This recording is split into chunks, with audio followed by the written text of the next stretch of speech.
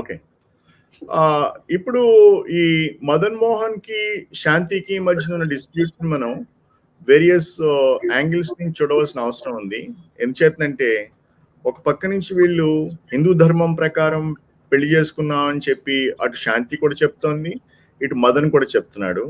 ఇంకో పక్క నుంచి స్కెడ్యూల్ ట్రైబ్స్ అని చెప్పి వాళ్ళు ఎరుకుల క్యాస్ట్ కి సంబంధించిన వాళ్ళని చెప్పి ఇద్దరు కూడా చెప్తున్నారు. ఆ విషయం నుంచి ఆ యాంగిల్ నుంచి కూడా చూడవలసిన అవసరం ఉంది. ఇంకొక విషయం ఏంటంటే ఈ మధ్యలో వీళ్ళిద్దరి యొక్క interaction with politicians, powerful politicians, దాని యొక్క నెక్సస్ కి సంబంధించి ఆ రిపర్కషన్స్ ఎలా ఉండబోతున్నాయి అనేటువంటి విషయాన్ని కూడా చూడాలి. సార్ ఫస్ట్ ఒక డౌట్ సార్ ఇప్పుడు ఏంటంటే మీరు వాళ్ళిద్దరూ ఈ షెడ్యూల్ ట్రైబ్స్ వాళ్ళు హిందూ ధర్మం ప్రకారం పెళ్లి చేసుకున్నారు. అసలు ఫస్ట్ వాళ్ళు చేసుకున్న పెళ్లి అది చెల్తుంది అంటారా? ఫస్ట్ వాళ్ళు చేసుకున్న మ్యారేజ్ అది అంటే వాళ్ళు యాక్చువల్ గా డైవర్స్ గురించి మాట్లాడినప్పుడు చాలా ఇద్దరు కూడా లా చదువుకున్నాం అని చెప్తున్నారు. మదన్ కూడా లా చదివా అని చెప్తున్నాడు, అటు శాంతి కూడా లా చదివే లా బేసిస్ మీదగానే అసిస్టెంట్ కమిషనర్ గా ఉద్యోగం కూడా సంపాదించుకోవడం జరిగింది. అయితే వాళ్ళకి లా బాగా తెలుసుండి మరి ఇంత లూప్ హోల్స్ తో ఏ విధంగా వాళ్ళు ఆ విధమైన డాక్యుమెంట్స్ క్రియేట్ చేస్తున్నారు అనేటువంటిది ఒక క్వశ్చన్ మార్క్ గా ఉంటుంది. కారణం ఏంటంటే 2016లో కంటిన్యూ సార్. ఓకే, మీరు అడిగిన ప్రశ్న ప్రకారం సత్యనారాయణ గారు, వీళ్ళ మ్యారేజ్ వీళ్ళు హిందూ కస్టమ్ ని అనుసరించి చేసుకున్నాం అని చెప్తున్నారు. అయితే శాంతి చెప్తున్న దాని ప్రకారం కూడా 2016లో వీళ్ళు వాళ్ళ ట్రైబల్ కస్టమ్ ప్రకారం కూడా కాగితాలు రాసుకున్నారు, అంటే స్టాంప్ పేపర్ మీద. అది కూడా ఈ మదన్ మోహన్ అనేటువంటి వ్యక్తి స్టాంప్ పేపర్ మీద 2016లో ఆమెకి రాసిచ్చాడు, నీతో ఉండనని చెప్పేసేసి. అదే వాళ్ళకి విడాకులు అయిపోయినట్లుగాను అని చెప్తోంది. ఓకే, ఇంకో పక్క నుంచి మళ్ళీ ఇద్దరు కలిసి ఏమని చెప్తున్నారంటే కన్సెంట్ డైవర్స్ కోసం వీళ్ళు కోర్ట్ ని ఆశ్రయించారు 2024లో ఏప్రిల్లో అని చెప్తున్నారు. ఇక్కడే యాక్చువల్ గా the whole case is revolving అన్నమాట. ఈ కేసు యొక్క మొత్తం ఆన్సర్ దీంట్లోంచే వస్తుంది మనకి బయటికి, మనము డికోడ్ చేసినప్పుడు. ఓకే, ఇప్పుడు మనం యాక్చువల్ గా వీళ్ళ బ్యాక్గ్రౌండ్ చూసి వీళ్ళు షెడ్యూల్ ట్రైబ్స్, ఎరుకల జాతికి చెందిన వారు. వీరు కాన్స్టిట్యూషన్ ఆర్టికల్ 366 ప్రకారం క్లాస్ 25 ప్రకారం ప్రొటెక్ట్ చేయబడిన వాళ్ళు. వీళ్ళకి యాక్చువల్ గా Hindu marriage act, Hindu succession act కానీ అప్లికేబుల్ కాదు. వీళ్ళకి Hindu marriage act, succession act applicable కానప్పుడు వివిధ రకములైన కోర్టులు మొత్తం ఎక్కడైతే దేశంలో ట్రైబ్స్ ఉన్నారో ఇటువంటి ట్రైబ్స్ లో వచ్చిన ప్రాబ్లమ్స్ కి వాళ్ళు కోర్ట్స్ కి అప్రోచ్ అయినప్పుడు చాలా ప్రెసిడెంట్స్ ఉన్నాయి. ఆ ప్రెసిడెంట్స్ ఏమని చెప్తున్నాయంటే ఎవరైనా ట్రైబల్ ఆర్టికల్ 366 షెడ్యూల్ 25లో నోటిఫై అవ్వబడిన షెడ్యూల్ ట్రైబ్ జాతుల వాళ్ళైతే వాళ్ళకి హిందూ వివాహ చట్టం అప్లికేబుల్ కాదు అని చెప్తున్నారు. ఓకే, అదే కాకుండా వాళ్ళకి ఏమని చెప్తున్నారంటే హిందూ సక్సెషన్ యాక్ట్ కూడా అప్లికేబుల్ కాదు అని చెప్తున్నారు. అటువంటి నేపథ్యంలో షెడ్యూల్ ట్రైబ్ కి చెందిన లేడీస్ కానీ, షెడ్యూల్ ట్రైబ్ కి చెందిన జెంట్స్ కానీ, వాళ్ళు మేల్స్ కానీ, వాళ్ళు ఏ విధమైన బైగమీకి పాల్పడినప్పటికీ కూడా కోర్టులు వాళ్ళకి ఏ విధమైన శిక్షలు వేయలేదు. ఏమన్నారంటే వాళ్ళు లా కిందకి రారు, వాళ్ళు లా కిందకి కాబట్టి బైగమీ వాళ్ళు చేసినా కానీ కూడా వాళ్ళు ఎస్కేప్ అయిపోయారు. వాళ్ళు చాలా కోర్టులు ఇచ్చిన వెర్డిక్ట్స్ ప్రకారం, ఎందుకు వాళ్ళు లా అంబిట్ లో లేరని చెప్పి. సో ఆ నేపథ్యంలో వీళ్ళు దేని కింద వీళ్ళు న్యాయాన్ని కోరగలరు అనేటువంటి ఇష్యూయే పెద్ద ఇష్యూ అవుతుంది దీంట్లో. దానికి గాను వీళ్ళు కన్ఫ్యూజన్ చేసి పెట్టారు. ఏ విధంగా కన్ఫ్యూజన్ క్రియేట్ చేసి పెట్టారు? ఒక పక్క మేము హిందూ సాంప్రదాయాలను పాటిస్తూ పెళ్లి చేసుకున్నాం అని చెప్తూ 2024 ఏప్రిల్లో కోర్టులో మ్యూచువల్ డైవర్స్ కోసం మ్యూచువల్ కన్సెంట్ తో డైవర్స్ ఫైల్ చేశారు. ఓకే, ఇంకో పక్క 2016లో ఒక స్టాంప్ పేపర్ మీద మదన్ మోహన్ అనేటువంటి వాడు రాసిచ్చాడు, ఏమని, నేను నీతో ఉండట్లేదు, నువ్వు నాతో ఉండట్లేదు, మన ఇద్దరం మ్యూచువల్ గా విడిపోయాం అనుకున్నాం అని చెప్పి దీనికి కాగితం రాసిస్తున్నా అని చెప్పి కాగితం రాసిచ్చాడు. ఆమె తరపు నుంచి కాగితం ఉందో లేదో తెలియదు మనకి ఇంతకి. ఆమె ఇతను చూపిస్తున్న కాగితంలోను ఆమె చూపిస్తున్న కాగితంలోను కూడా ఆమె సంతకం లేదు. అంటే ఇతను స్టాంప్ పేపర్ మీద రాసిచ్చినప్పటికీ కూడా ఆమె సంతకం లేకుండా యాక్సెప్టెన్స్ అనేటువంటిది జరగకుండా అది ఎలాగ అమల్లోకి వస్తుందో కూడా అది క్వశ్చన్ మార్క్ గానే ఉంది. అంటే ఇప్పుడు సార్ ఇంకొక పాయింట్ అండి, మ్యూచువల్ కన్సెంట్ కింద వీళ్ళు కోర్టులో దాఖలు చేసామంటున్నారు కదా, దాని మీద తీర్పు వచ్చినట్ట రానట్ట, లేకపోతే అప్పుడు కోర్టు ఏ రకంగా డిసైడ్ చేసి ఉంటుంది? అంటే మదన్ చెప్పే దాని ప్రకారం మ్యూచువల్ కన్సెంట్ కింద ఇద్దరు ఫైల్ చేసినప్పటికీ కూడా ఇతను ఇప్పుడు దాన్ని కంటిన్యూ చేయనంటున్నాడు. మ్యూచువల్ కన్సెంట్ లో రూల్ ఏంటంటే 6 months కూలింగ్ ఆఫ్ పీరియడ్ ఉంటుంది, దాంట్లో కూల్ ఆఫ్ పీరియడ్ ఉంటుంది. అంటే ఏప్రిల్లో వేశారు, ఏప్రిల్ నుంచి 6 months అంటే 6 months కౌంట్ చేయండి ఏప్రిల్ నుంచి. దాని తర్వాతే మళ్ళీ కోర్టు ఫస్ట్ హీరింగ్ చేస్తుంది అనమాట దాని మీద. ఈలోగా ఇద్దరు 10th month అవునవును, ఈలోగా ఆ ఇద్దరు ఎవరైనా కానీ కూడా డ్రాప్ అయిపోతే మళ్ళీ కంటిన్యూ అవుతుంది. అది వాళ్ళ రైట్. డ్రాప్ అయిపోవడం అనేటువంటిది వాళ్ళ రైట్, కంటిన్యూ అవడం అనేటువంటిది కూడా వాళ్ళ రైట్. కోర్టు ఏమని లేదు, డ్రాప్ అయిపోయినా కానీ కోర్టు ఏమని లేదు. ఇప్పుడు మదర్ ఏమంటున్నాడు, నేను డ్రాప్ అయిపోతాను అంటున్నాడు, నేను దాంట్లో కంటిన్యూ అవను డ్రాప్ అయిపోతానని చెప్తున్నాడు మన టీవీ కవరేజెస్ ప్రకారం బేసికల్ గా. సో దాని ప్రకారం చూసినట్లయితే ఆ మ్యూచువల్ కన్సెంట్ అనేటువంటిది ముందు కొనసాగేలా లేదు. ఓకే, అయితే ఆ మ్యూచువల్ కన్సెంట్ అనేటువంటిది మనకి ఏం తెలియజేస్తుందంటే 2016లో చెప్పబడుతున్నట్టుగా డైవర్స్ ఏదైతే శాంతి క్లెయిమ్ చేస్తుందో, మరి ఆ డైవర్స్ ఉన్నప్పుడు ఆమె మళ్ళీ 2024లో ఇంకొక డైవర్స్ కి అప్లై చేయవలసిన అవసరం ఏముంది? అవసరం లేదు కదా. ఓకే, షెడ్యూల్ ట్రైబ్ అనేటువంటి వ్యక్తికి హిందూ మ్యారేజ్ యాక్ట్ అప్లికేబుల్ కానప్పుడు కమ్యూనిటీ రూల్స్ ప్రకారము వాళ్ళిద్దరి మధ్యన రాసుకున్న కాగితము కమ్యూనిటీ పంచాయత్ హెడ్స్ ఎవరైతే ఉంటారో వాళ్ళిద్దరూ సాక్షిగా ఉంటే ఆ పేపర్ చాలు, అదే డైవర్స్ కింద లెక్క. ఆ పేపర్ ఇప్పుడు వాళ్ళైతే ఏదైతే అది ఫస్ట్ తీసుకున్నారో ఆ పేపర్ మీద ఆమె సంతకం లేదంటున్నారు కదండి. మళ్ళీ ఆమె సంతకం లేదు, ఆ పేపర్ మీద ఆమె సంతకం లేదు, ఆ పేపర్ మీద సాక్షుల సంతకం లేదు. సో ఇప్పుడు ఆ డైవర్స్ చెల్లదు, ఇప్పుడు ఈ డైవర్స్ చెల్లదు, ఈ కోర్టులో వేసిన డైవర్స్ చెల్లదు. సో వీళ్ళు ఇప్పటికీ కూడా వివాహ సంబంధంలో ఉన్నట్టే. ఎవరు? ఈ శాంతి తర్వాత ఈ మదన్ మోహన్.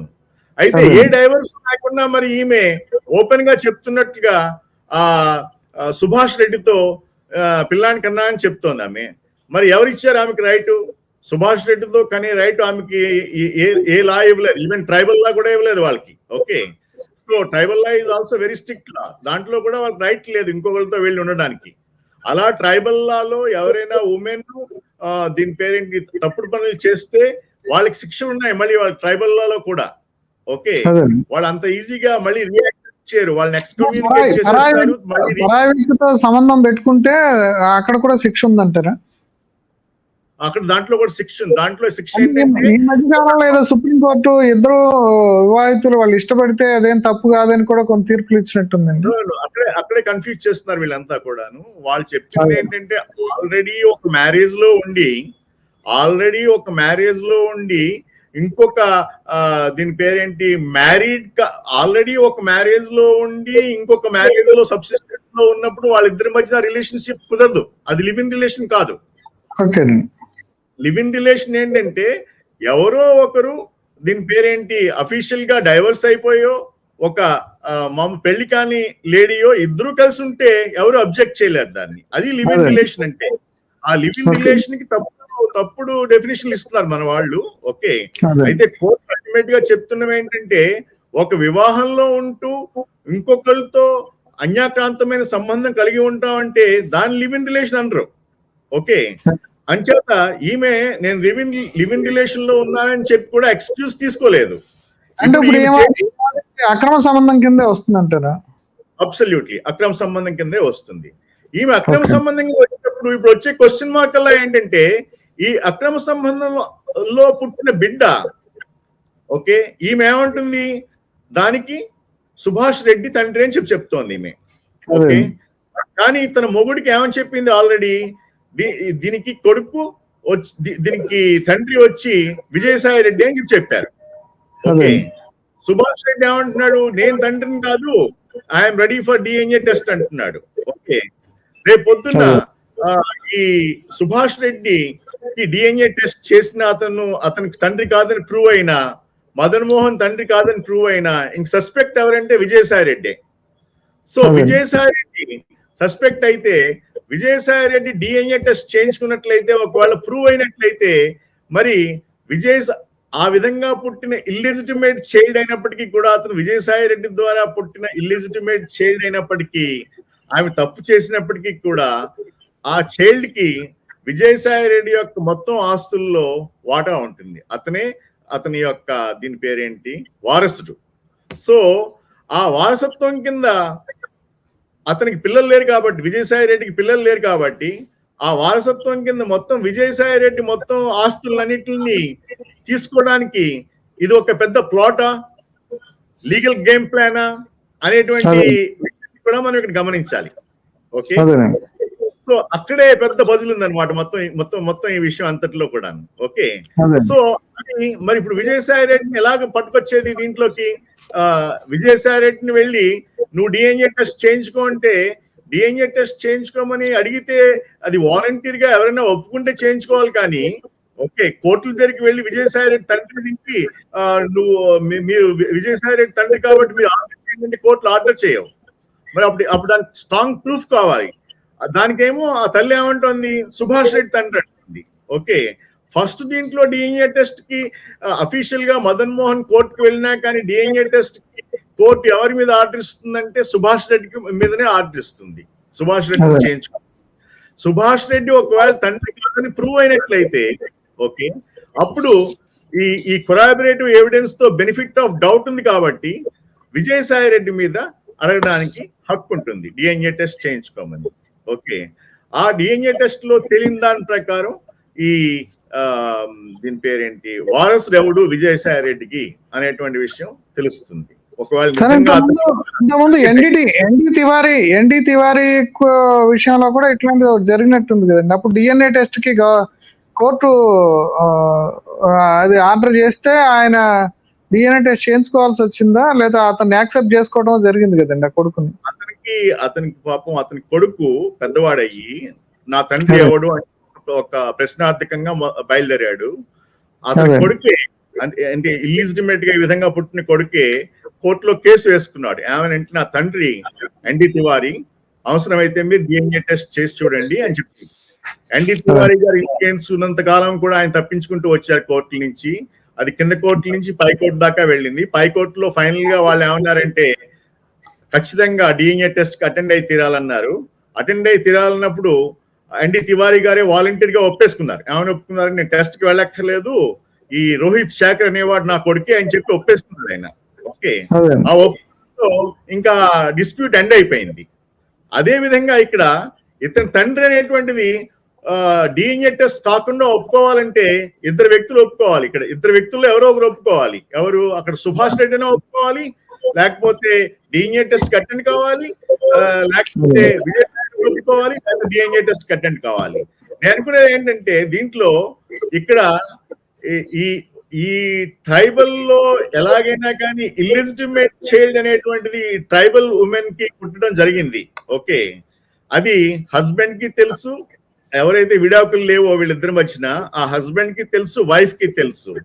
ఆ తప్పు దేని ప్రకారం జరిగినప్పటికీ కూడా ఇప్పుడు వీళ్ళు ఎలాగా వైఎస్ఆర్సీపీ వాళ్ళు పవర్ లో లేరు కాబట్టి, ఓకే, వైఎస్ఆర్సీపీ పవర్ లో ఉన్నంత కాలం వీళ్ళు ఈ ప్రశ్నని బయటికి తీసుకురాలేరు. ఓకే, వాళ్ళు ప్రశాంతంగా ఉన్నారు. వైఎస్ఆర్సీపీ వాళ్ళు పవర్ లో లేరు కాబట్టి ఇప్పుడు ఆమె సస్పెండ్ కూడా చేయడం జరిగింది కాబట్టి ఆమె కూడా యాక్టివ్ గా అక్కడ ల్యాండ్ ఇష్యూస్ లో పాల్గొంది కాబట్టి ఓపెన్ గా విజయసాయి రెడ్డితో కలిసి. సో నేను అనుకునేది ఏంటంటే ఇదొక ప్లాయ్ కూడా అయి ఉండొచ్చు. ఆమె ఉద్యోగం పోయింది కాబట్టి ఆమె ఒక విక్టిమ్ గా క్రియేట్ చేసి, ఓకే, పవర్ సర్కిల్స్ లో విజయసాయి రెడ్డి మీద నెగటివిటీ ప్రచారం అయినట్లయితే అది టీడీపీకి బ్రౌనీ పాయింట్స్ వస్తాయి. అది ఒక విధంగా పొలిటికల్ గేమ్ అయినా కూడా అయి ఉండొచ్చు. లేకపోయినట్లయితే వీళ్ళిద్దరే ఎవరిద్దరు, ఈ శాంతి మదన్ మోహన్ కూడా ఇద్దరు అవినాభావ సంబంధంతో ఇద్దరు ఒకరి మీద ఒకరు ప్రేమ ఇప్పటికీ ఉందని చెప్తున్నారు కాబట్టి వాళ్ళిద్దరూ కూడా ఈ విజయసాయి రెడ్డి నిజమైన తండ్రి అని చెప్పి తెలుసుకుని వాడి దగ్గర నుంచి ఆ వారసత్వం ఆ కొడుకు రప్పించాలనేటువంటి ఉద్దేశంతో వీళ్ళిద్దరూ కూడా లీగల్ గేమ్ ప్లాన్ చేస్తున్నారు అనేటువంటి విషయం కూడా మనం గుర్తుపెట్టుకోవాల్సిన అవసరం ఉంది. ఓకే, ఇది క్రిమినల్ యాంగిల్ నుంచి చూడాలన్నమాట మొత్తం విషయం. దీంట్లో ఏమవుతుంది, కొన్ని బ్రౌనీ పాయింట్స్ టీడీపీకి వెళ్తాయి. ఎంచేతంటే వైసీపీ వాళ్ళు టీడీపీ వాళ్ళని కూడా ఏడిపించారు కాబట్టి గతంలో. ఓకే, ఇప్పుడు వాళ్ళ దుశ్చర్యలు బయటపడుతున్నాయి కాబట్టి వాళ్ళ మీద ఇటువంటి ఇండివిజువల్ వ్యక్తులు వచ్చి ఇలాగా బ్లేమ్ చేసినప్పుడు, వాళ్ళు కొన్ని ప్రూఫ్స్ చూపించినప్పుడు ఈ బ్రౌనీ పాయింట్స్ టీడీపీకి వెళ్తాయి, వైఎస్ఆర్ సిపికి అవి వ్యతిరేకంగా ఉంటాయి.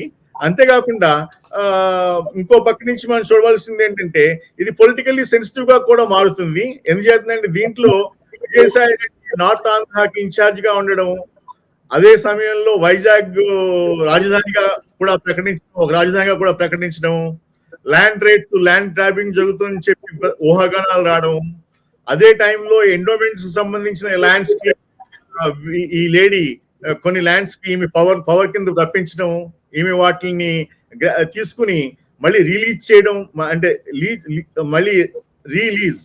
మళ్ళీ లీజ్ కి ఇవ్వడం హయ్యర్ రేట్ కి ఇస్తున్నట్టుగా.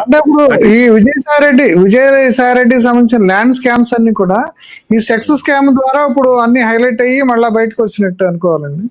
అంతే, అలాగే అనుకోవాలి. ఇది డీప్ గా ఇన్వెస్టిగేట్ చేసినట్లయితే ఈవెన్ ఆ ఇన్వెస్టిగేషన్ అనేటువంటి దానికి ఆ యాంగిల్ కూడా ఉండాలి. ఏంటి ఆ నెక్సస్, ఈమె ల్యాండ్స్ ఏవైతే పగలగొట్టేశాను, వాటిని గవర్నమెంట్ లో తీసుకొచ్చేసేసాను, కబ్జాల నుంచి విడిపించాలని చెప్తుందో, తీసుకొచ్చిన వాటిని ఏం చేసింది? అది పట్టుకెళ్ళి మళ్ళీ విజయసాయి రెడ్డి యొక్క వ్యక్తులకి లీజ్కి ఇచ్చిందా? ఎంత రేటుకి ఇచ్చింది? ఇవన్నీ డీల్స్ ని మనం డీటెయిల్ గా అనాలిసిస్ చేయవలసి ఉంటుంది. అలా అనాలిసిస్ చేసినట్లయితే మేబీ ఆ నెక్సస్ కూడా బయటకు వచ్చే అవకాశం ఉంటుంది అనమాట దాంట్లో. ఓకే, దీంట్లో మొత్తానికి చూసినట్లయితే మనం ఒక పెద్ద ర్యాకెట్ కింద ఉంది, అంతా కూడా పెద్ద ర్యాకెట్ కింద ఉంది. ఈ విజయసాయి రెడ్డి ఆస్తికి ముప్పు వచ్చే ప్రమాదం కనపడుతుంది అంటారా ఇప్పుడు ఈ శాంతి బిడ్డ ద్వారా? శాంతి బిడ్డకి విజయసాయి రెడ్డి తండ్రి అయినట్లయితే విజయసాయి రెడ్డి ఇప్పటి వరకు సంపాదించిందంతా అతనికే పోతుంది మొత్తం అంటారండి. వాటా వెళ్ళొచ్చు, బికాజ్ అతనికి అడాప్టెడ్ డాటర్ ఒకటి ఉంది కదా, ఒక ఆమె ఉంది కదా, ఆ అడాప్టెడ్ డాటర్ కూడా కొంత వాటా వెళ్తుంది. కానీ మేజర్ వాటా ఈ కొడుకు వెళ్ళిపోతుంది. బికాజ్ ఏమండి బయలాజికల్ పేరెంట్ అని తేలితే. సో నేను అనుకునేది అల్టిమేట్ గా ఇది ఫైనల్ గా వెళ్ళి అక్కడ పాయింట్ అవుతుందేమో అని నేను అనుకుంటున్నాను. ఏం చేస్తుందంటే మదన్ మోహన్ శాంతి యొక్క భర్త వెళ్ళి కోర్టులో కేసు వేస్తే ఫస్ట్ భార్య చెప్తున్న ప్రకారం సుభాష్ రెడ్డిని డిఎన్ఏ టెస్ట్ అటెండ్ అవ్వమంటారు. సుభాష్ రెడ్డి ఓపెన్ గా చెప్తున్నాడు నేను కాదని చెప్పి, తండ్రిని నేను కాదని చెప్తున్నాడు. కానీ అక్కడ హాస్పిటల్ రికార్డ్స్ లో తను సైన్ చేశాడు, ఎందుకు సైన్ చేశాడు అనే క్వశ్చన్ వస్తుంది కదండి. హాస్పిటల్ రికార్డ్స్ యాక్చువల్ గా ఎవిడెన్స్ గా తీసుకోలేము. బికాస్ హాస్పిటల్లో ఏమవుతుందంటే ఎవరినైనా మనం అడ్మిట్ చేసినప్పుడు ఏదైనా సీరియస్ ఆపరేషన్ కానీ ఏదైనా కొంత ఆపరేషన్ అటువంటి చేయవలసి వచ్చినప్పుడు ఎవరైతే అటెండెంట్ కూడా ఉంటారో వాళ్ళని సైన్ చేయమంటారు. వాళ్ళని సైన్ చేయమన్నప్పుడు స్టాఫ్ కి అంత ఎడ్యుకేట్ కాకపోతే వాళ్ళు ఈ హస్బెండ్ కాలం దగ్గర సైన్ చేయించి అటెండెంట్ అని చెప్పి రాయడం మర్చిపోయి ఉండొచ్చు. ఓకే, సో దాన్ని టెక్నికల్ గా పట్టుకొచ్చి అతనే హస్బెండ్ అని చెప్పి ప్రూవ్ చేయడం అనేటువంటి కష్టం అవుతుంది. ఓకే, అది ప్రూవ్ చేయాలంటే సుభాష్ రెడ్డి నిజంగా తండ్రి అని చెప్పి ప్రూవ్ చేయాలి డిఎన్ఏ టెస్ట్ ద్వారా. ఆ డిఎన్ఏ టెస్ట్ కనుక ఫెయిల్ అయింది అనుకోండి సుభాష్ రెడ్డి మీద, దాని ఎవరు తండ్రి అనేటువంటిది వస్తుంది. అలా వచ్చినప్పుడు అప్పుడు శాంతి కూడా చెప్పాలి, ఓకే సుభాష్ రెడ్డి ఫెయిల్ అయ్యాడు, నిజమైన తండ్రి వచ్చి ఇతను మన విజయసాయి రెడ్డి గారు. సో విజయసాయి రెడ్డి గారు నిజమైన తండ్రి అంటే అప్పుడు అతను డిఎన్ఏ టెస్ట్ కి వెళ్ళాలి. సో శాంతి చెప్తాం సుభాష్ రెడ్డి అనే చెప్తుంది కదండి. బట్ సుభాష్ రెడ్డి కాదంటున్నాడు కదా. అదండి, సుభాష్ రెడ్డి కాదంటున్నాడు, శాంతి సుభాష్ రెడ్డి అంటారు, సుభాష్ రెడ్డి నేను కాదంటున్నాడు. మరి ఎవరు? అసలు ఈ కేసు ఇన్వెస్టిగేషన్ ఇప్పుడు కోర్టు సోమోటిగా తీసుకునే అవకాశం ఉందా, లేకపోతే హోమ్ మినిస్టర్ కి ఇతను మదన్ మోహన్ ఇచ్చిన కంప్లైంట్ ఆధారంగా అసలు ఎక్కడ స్టార్ట్ అయ్యే అవకాశం ఉందండి దాని కేసు ఇన్వెస్టిగేషన్ కానీ ఏదైనా సరే?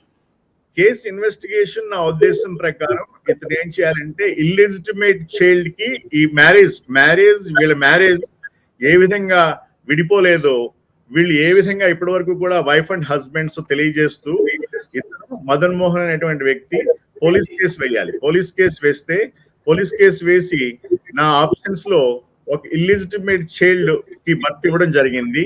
నేను ఇప్పటికీ భర్తనే ఆమెకి. కానీ ఆమె ఓపెన్ గా చెప్తోంది సుభాష్ రెడ్డి అనేటువంటి వాడు తండ్రి అని చెప్పి. కానీ నాకు 4 నెలలు నువ్వు దీంట్లో కలిగించుకోకు, ఇతని ఈ కుర్రాడికి తండ్రి పెద్దవాడు, బాగా పెద్ద వ్యక్తి, అతనికి తెలిస్తే నువ్వు తట్టుకోలేవు అని చెప్పిందని చెప్పేసి దాన్ని కూడా ఉటంకిస్తూ పోలీస్ కంప్లైంట్ ఫైల్ చేస్తే పోలీస్ ఇన్వెస్టిగేట్ చేసి దాంట్లో ఫ్యాక్ట్స్ రిపోర్ట్ రూపంలో ప్రవేశపెడుతుంది కోర్టులో. అలా ప్రవేశపెట్టిన ఇన్వెస్టిగేషన్ రిపోర్ట్ బేసిస్ గా ఏ విధంగా ముందుకు వెళ్ళాలనేటువంటి కోర్టు నిర్ణయిస్తుంది. అప్పుడు హోమ్ మినిస్టర్ కి ఇచ్చిన కంప్లైంట్ ఆధారంగా ఇప్పుడు ఇన్వెస్టిగేషన్ స్టార్ట్ కాదంటారు. హోమ్ మినిస్టర్ కి ఇప్పుడు మదన్ మోహన్ కంప్లైంట్ ఇచ్చాడు కదా. అవునవును, హోమ్ మినిస్టర్ కి ఇచ్చాడు, డీజీపీకి ఇచ్చా అని చెప్తున్నాడు. హోమ్ మినిస్టర్ కి ఇచ్చినా డీజీపీకి ఇచ్చినా అల్టిమేట్ గా ప్రాపర్ సర్కిల్ ద్వారా ప్రాపర్ ఛానల్ ద్వారా వెళ్ళాలి. కాబట్టి డీజీపీకి ఇచ్చింది ప్రాపర్ పోలీస్ స్టేషన్ కి మార్క్ చేసి వాళ్ళని ఇన్వెస్టిగేట్ చేసి ఎఫ్ఐఆర్ బుక్ చేయమని చెప్పాలి. వాళ్ళు ఇన్వెస్టిగేట్ చేసి ఎఫ్ఐఆర్ బుక్ చేసి ఇన్వెస్టిగేషన్ స్టార్ట్ చేయాలి. అలా ఇన్వెస్టిగేషన్ స్టార్ట్ చేసి ఆ ఇన్వెస్టిగేషన్ లో వాళ్ళకి దొరికిన ఇన్ఫర్మేషన్ ప్రకారం కల్ప్రిట్స్ బుక్ చేసి మెజిస్ట్రేట్ ముందర ప్రవేశపెట్టాలి. ప్రవేశపెడితే అది కేసుగా కంటిన్యూ అవుతుంది అన్నమాట. అప్పటి నుంచి లీగల్ గా అతను ముందుకు వెళ్ళవలసిన అవసరం ఉంటుంది. అంటే ఇప్పటి వరకు బయట పరస్పర ఆరోపణలు, ప్రెస్ మీట్లు ఇవే సాగుతున్నాయి. కానీ ఇప్పుడు లీగల్ గా అసలు ఇది పోలీసులు ఇన్వెస్టిగేట్ చేయటం కానీ ఎఫ్ఐఆర్ నమోదు చేయటం కానీ ఇంతవరకు జరిగినట్టు కనిపించట్లేదండి. అంటే ఎఫ్ఐఆర్ అన్లెస్ ఈ పార్టీస్ వెళ్తేనే కానీ ఎలా బుక్ చేస్తారు? ఇప్పుడు ఇతను అయితే మూవ్ అయ్యాడు, ఎవరు మదన్ మోహన్ అయితే హోమ్ మినిస్టర్ ని కలిశాడు, లేకపోతే డీజీపీని కలిశాడు మనం వెళ్ళి. బట్ ఇంతవరకు వీళ్ళు ఆ విధంగా ముందుకెళ్ళింది ఎక్కడ కనిపించలే కదా మనకి. వీళ్ళు ఇంతవరకు చేస్తూ వచ్చింది ఏంటంటే 2016లో చెప్పబడుతున్న ఇల్లీగల్ పత్రం ఏంటి, విడాకుల పత్రం అని చెప్తున్నది ఒకటి, అది ఇల్లీగల్, పేటెంట్లీ ఇల్లీగల్. అది కాకుండా 2024లో 2020లో విడిపోయామని చెప్పి ఒక ఎంఓయు మళ్ళీ క్రియేట్ చేసి కోర్టులో 2024లో మళ్ళీ ఏప్రిల్లో మ్యూచువల్ కన్సెంట్ ద్వారా ఫైల్ చేయడం అనేటువంటిది, ఈ రెండు కూడా వ్యాలిడ్ కాదు. ఈ రెండు కూడా లీగల్ స్క్రూటినీలో పనిచేయవు. ఓకే, వాళ్ళకి అలా పనిచేయనప్పుడు వీళ్ళిద్దరూ వైఫ్ అండ్ హస్బెండ్ అయినప్పుడు వీళ్ళు ఇప్పుడు వైఫ్ అండ్ హస్బెండ్ గా ఉండాలి. కాబట్టి దానికి గాను అతనికి వచ్చిన సమస్యల్లా ఆమెకు వచ్చిన సమస్యల్లా ఏంటంటే ఆ పిల్లాడికి తండ్రి ఆమె ఒప్పుకుంటుంది కాబట్టి ఇతను కాదని చెప్పేసేసి, సో ఆమె తండ్రి ఎవరు అనేటువంటిది తేల్చవలసిన అవసరం ఉంది. ఆ పిల్లాడి తండ్రి ఎవరు అనేటువంటి తేల్చవలసి ఉంటుంది. ఆమెకి ఇంటరిమ్ హస్బెండ్ గా పనిచేసిన వ్యక్తి ఎవరు అనేటువంటి తేల్చవలసి ఉంటుంది. దానికి గాను రైట్ స్టెప్ లోనే నేను అనుకోవడం, పోలీసులకి డీజీపీకి కంప్లైంట్ ఇచ్చాడు. ఆ డీజీపీ గారు కన్సర్న్డ్ పోలీస్ స్టేషన్ కి మార్క్ చేసి దీన్ని ఇన్వెస్టిగేట్ చేయమంటే ఆ ఇన్వెస్టిగేషన్ లో తెలిసిన రిపోర్ట్ ప్రకారం వాళ్ళ మీద కేసులు బుక్ చేయడం అనేటువంటిది జరగాలి. దీన్ని శ్రద్ధ తీసుకుని with in a time period చేయవలసి ఉంటుంది. అప్పుడే దానికి విలువ ఉంటుంది. లేకపోతే ఇది మామూలుగా ఠాతితమై అలా డస్ట్ లోకి వెళ్ళిపోతుంది, డస్ట్బిన్ లో. అంటే పొలిటికలీ సెన్సిటివ్ కేసు కాబట్టి ఇప్పుడు డీజీపీ కానీ హోమ్ మినిస్టర్ కానీ దాని మీద ఇంకా డెసిషన్ తీసుకోలేదంటారా, ఏమన్నా తీసుకుని ఉంటారంటారా? డెఫినెట్లీ ఇట్స్ పొలిటికలీ సెన్సిటివ్ కదా. ఎందుకంటే దీంట్లో వైఎస్ఆర్సీపీలో నెంబర్ 2 లీడర్ అని చెప్పుకునే లీడర్ మీద ఈ అభియోగం జరుగుతోంది. అంతేకాకుండా మనం విషయాల్ని కొరాబరేట్ చేసినట్లయితే మొత్తం కేసులో ఎండోమెంట్ డిపార్ట్మెంట్ లో అసిస్టెంట్ కమిషనరు, ఆమె పరిధిలోకి కొన్ని దేవాదాయ శాఖకి సంబంధించిన ల్యాండ్స్, గుళ్ళకి సంబంధించిన ల్యాండ్స్, ఓకే, ఈ ల్యాండ్స్ అన్ని ఉన్నాయి. ఆ ల్యాండ్స్ ని గతంలో తక్కువ రేట్ లీజులకి రెంట్లకి ఇవ్వడం జరిగింది. ఆమె వెళ్ళి అవన్నీ క్యాన్సిల్ చేసి వాటిల్లో ఆక్యుపై చేసిన ల్యాండ్స్ అన్నిటిని కూడా మళ్ళీ వాపస్ తీసుకుని మళ్ళీ కొత్త పార్టీలకి కొంచెం హై రేట్ లో లీజుకి ఇచ్చా అని చెప్తోంది. సో ఆ లీజుకి ఇచ్చినవి మళ్ళీ హై రేట్ లోకి ఆ పార్టీలు అమ్ముకున్నాయని చెప్పేటువంటి ఒక అభియోగం అయితే ఉంది. సో ఇప్పుడు ఆవిడ అవినీతికి సంబంధించి ఎట్లాగో ఆమెను సస్పెండ్ చేశారు, అదొక కేసు నడుస్తుందండి. ఎందుకంటే ఇప్పుడు మొన్న ఎండోమెంట్ మినిస్టర్ ఆనంద్ రామనారాయణ రెడ్డి కూడా ప్రెస్ మీట్ పెట్టేసి చెప్పారు ఇప్పుడు ఆమె చేసిన దీని మీదనే. అంటే అదొక క్రిమినల్ కేసు, లేదంటే అదొక అవినీతికి సంబంధించిన కేసు నడుస్తుంది. ఇప్పుడు ఈ కేసు సంగతి ఇంకా ఏమి తేలలేదు. అవును, ఈ కేసు సంగతి ఇంకా తేలలేదు, కరెక్ట్. ఇప్పుడు నా ఉద్దేశం ప్రకారం వాళ్ళు మ్యూచువల్ గా రాసుకున్న డైవర్స్ కూడా చెల్లదు, అదే మ్యూచువల్ కన్సెంట్ గా పెట్టుకున్న డైవర్స్ కూడా చెల్లదు, అదే విధంగా వాళ్ళు ట్రైబల్ పద్ధతిలో రాసుకున్న దాన్ని కూడా చెల్లదు 2016లో. మరి ఇంకా అటువంటి వాళ్ళు హస్బెండ్సే కదా.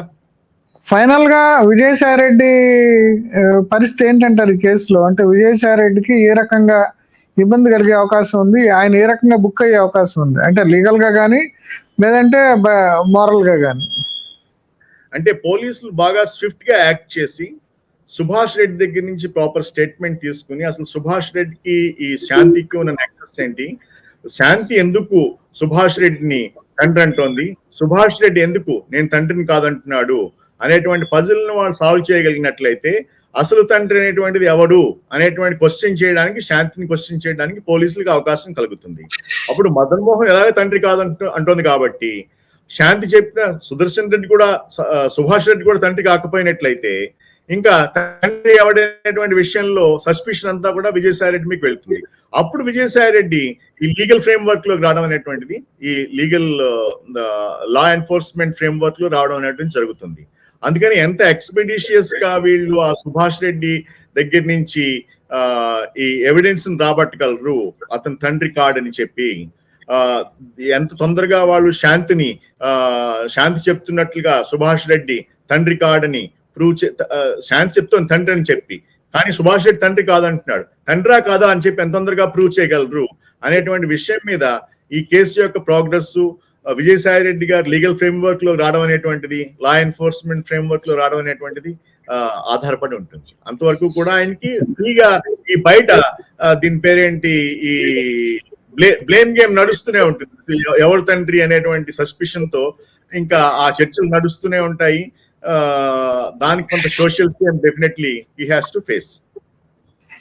మొత్తానికి విజయసాయి రెడ్డి ఈ సెక్స్ స్కామ్ అనుకుంటే ఈ సెక్స్ స్కామ్ కి సంబంధించి వ్యవహారం ఎన్డీ తివారీ కేసు తోటి పోలికలు ఉన్నాయి. అంతేకాకుండా ఇప్పుడు సుభాష్ రెడ్డి ఆ బిడ్డకు తండ్రి కాదు అని తేలితే అప్పుడు మాత్రం మళ్ళా DNA test, Vijayasai Reddy DNA test చేయించుకోవాల్సి వస్తుంది. ఆయన కూడా బయలాజికల్ ఫాదర్ అయితే మాత్రం ఈ బిడ్డకి ఆయన ఆస్తి వాటా వస్తుంది, లేదంటే ఆయనకి వారసుడుగా అవుతాడని చెప్పేసి మనకి శాస్త్రి గారు చెప్తున్నారు. ఈ కేసులో ఉన్న అంటే ఒకవేళ ఈ వైఫ్ అండ్ హస్బెండ్ ఈ రకంగా మోసపూరితంగా ఆయన ఆస్తి కొట్టేయడానికి చేస్తున్నారా, లేదంటే ఇప్పుడు ఏం జరుగుతుంది, అసలు జెన్యున్ ఏం జరిగింది అనేది ఇన్వెస్టిగేషన్ లో సాగుతుందని చెప్పేసి, ఇన్వెస్టిగేషన్ లో తేలుతుందని చెప్పేసి చెప్తున్నారు. ఈ విషయాలన్నీ మనకు చెప్పినందుకు శాస్త్రి గారికి థ్యాంక్స్ అండి. నమస్తే.